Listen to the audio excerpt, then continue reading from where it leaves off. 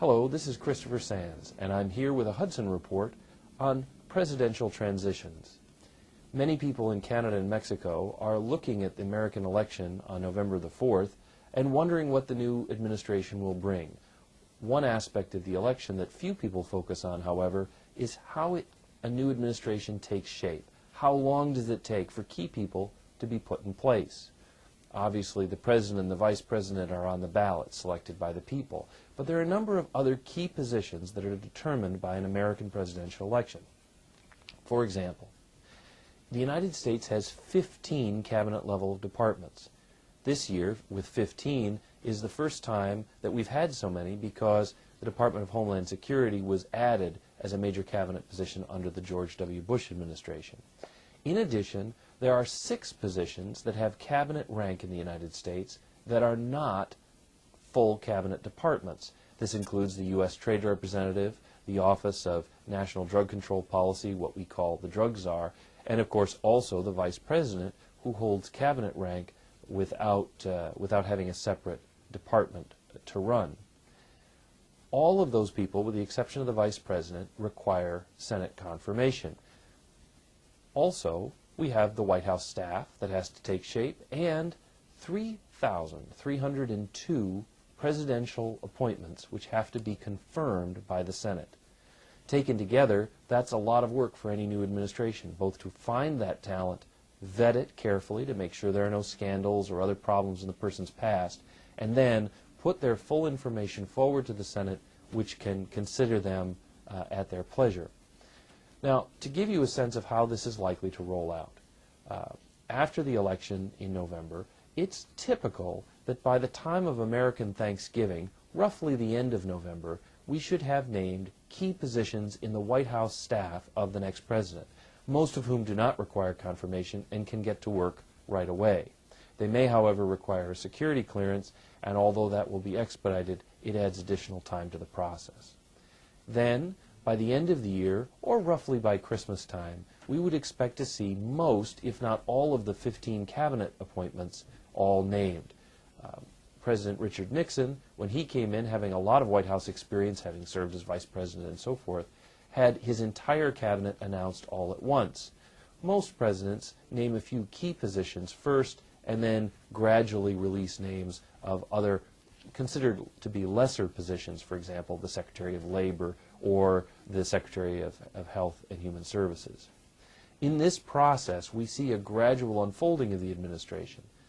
If we follow the precedent of the George W. Bush administration, we'll discover that by the State of the Union address on the 20th of January, Congress will agree to have confirmed all of the key positions. In fact, 7 cabinet positions were confirmed on the same day as George W. Bush's inaugural address in 2001.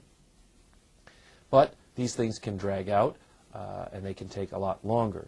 To give you a sense, the last confirmable appointee in the George W. Bush administration received Senate confirmation on February 15, 2002. This is more than 13 months after the inauguration. That's the last person key to the administration to finally get that approval.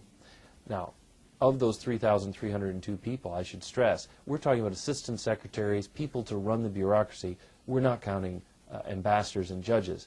And ambassadors will be a key issue for our North American neighbors. How soon will the president name an ambassador for Mexico and an ambassador for Canada?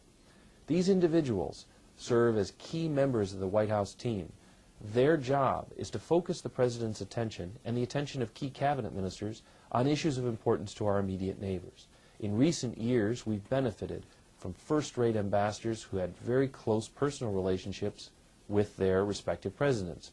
Both Jim Blanchard, the former Michigan governor, and Gordon Giffen, a longtime Georgia political activist, both of whom knew Bill Clinton very well. And then, during the George W. Bush administration, Paul Cellucci, the former governor of Massachusetts, and David Wilkins, former Speaker of the House in the state of South Carolina. All of them had the pull to do what they needed to do, focus the American administration on Canada's issues.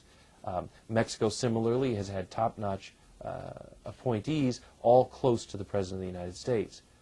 How soon will an ambassador be named? If we look at past precedent, we should have an idea by about May of 2009 who the key ambassadorial appointments will be.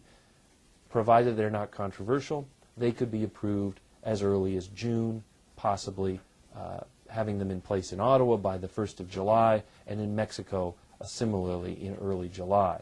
That's assuming no controversy and no scandals, and so of course there are no guarantees. One last note.